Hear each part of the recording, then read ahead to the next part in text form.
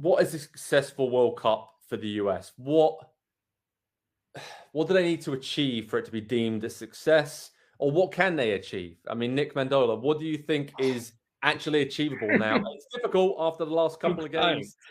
A few weeks ago, I think it would have been a bit different, but your answer to this. But what Step one, step one is score a goal. That would be good. Scoring a goal against a team that isn't like Granada, no offense to Granada, would be a real step forward.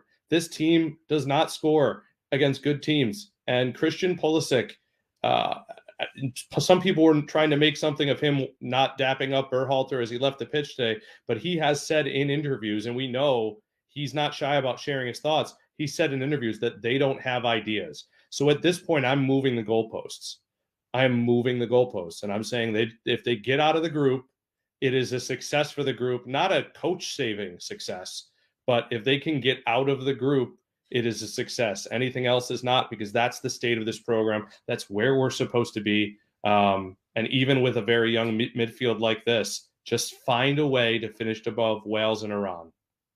Wow. I mean, yeah, Abdullah's saying that their round of 16 is enough. I think round of 16 at this point, Andy, that what we've just seen the last two games would be a very good achievement. And yeah I think I'm taking a deep breath here because I'm trying to think about all the US fans out there who are watching this and watched along with us today, and just the negativity that's been around the program for a while now just doesn't seem to have abated whatsoever, even though qualifying for the World Cup was an achievement. But with this young team, the talent they have, getting out of the group should be the bare minimum. But right now, that seems an achievement to me. And I think if the US makes it to the last 16, they've almost exceeded the expectations right now, given the form that their players are in and how they're playing under Berhalter. Is that fair enough? I mean, what do you think they can achieve, this team, in the World Cup?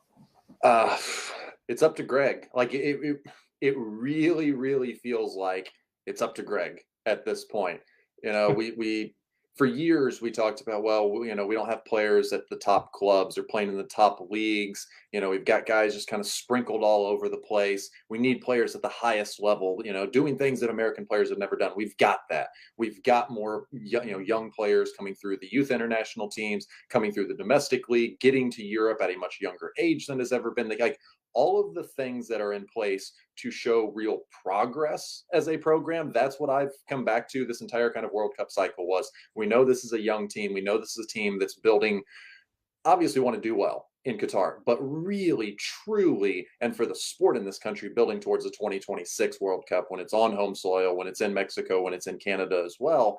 And so this is, to me, is about progress, and each one of them showing that they are a World Cup quality player and that this team can grow over the course of an entire World Cup cycle. I think there have been moments and periods of that where we have seen them bounce back and respond to poor performances in a positive way that we didn't necessarily expect at the time. Like, we've been this down on this team a number of times throughout the World Cup cycle, and I think it's important to remember that they have always answered the bell and always come back from that. And so I do still believe that there is enough talent in this team. Yeah. There are players that have shown themselves for the U.S. men's national team that they are good enough to play at a World Cup.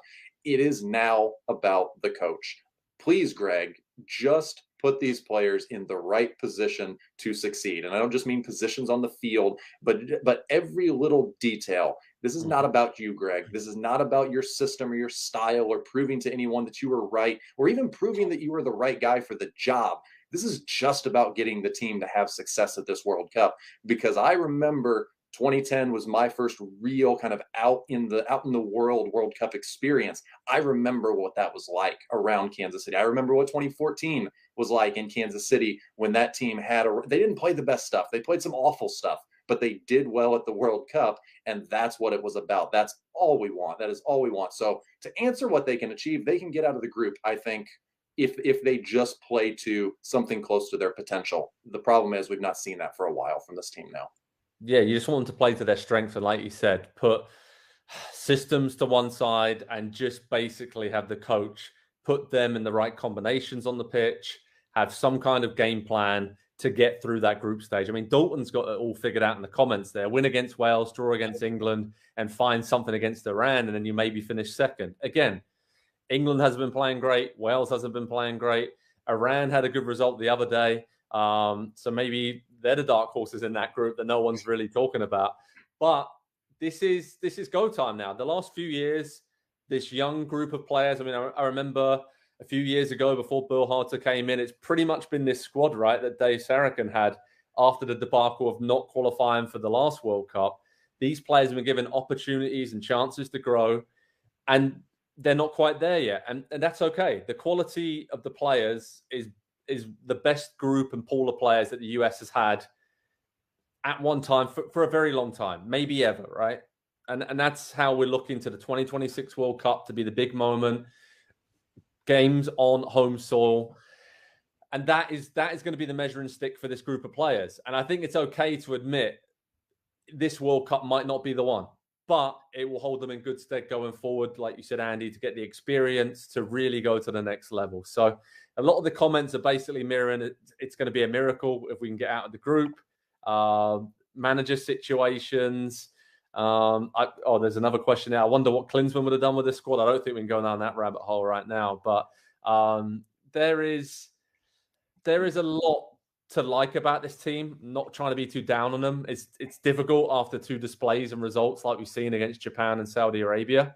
But I think a successful World Cup for the USMNT would be getting out of the group stage. And then you never know, right? They've done it in the past. They've gone on runs and teams go on runs. You'd like to hear a tacit acknowledgement that they absolutely have backslid since the end of qualification. That acknowledgement. And if you won't give me that field goal post, then move it back to how we felt after they not outclassed, but outperformed Mexico and that extra time, middle of the night thriller. And then 2 months later, won the Gold Cup with a completely different side against Mexico. The vibes then, what we were hearing about when Musa committed to the team, when we heard about how everybody in that camp was fired up and texting each other and they can't wait to get back for camp. And now they look like they can't wait to get back to their clubs. That's not good. That's not good. And we're talking since June, beat Morocco, draw Uruguay, beat Grenada, draw El Salvador, lose to Japan, draw Saudi Arabia. I want better going into a World Cup. And if this was their best group, or at least 80% their best group, and we just saw these performances, maybe I'd be more interested in writing it off, right? Yeah. But I'm not. I'm very, very down right now.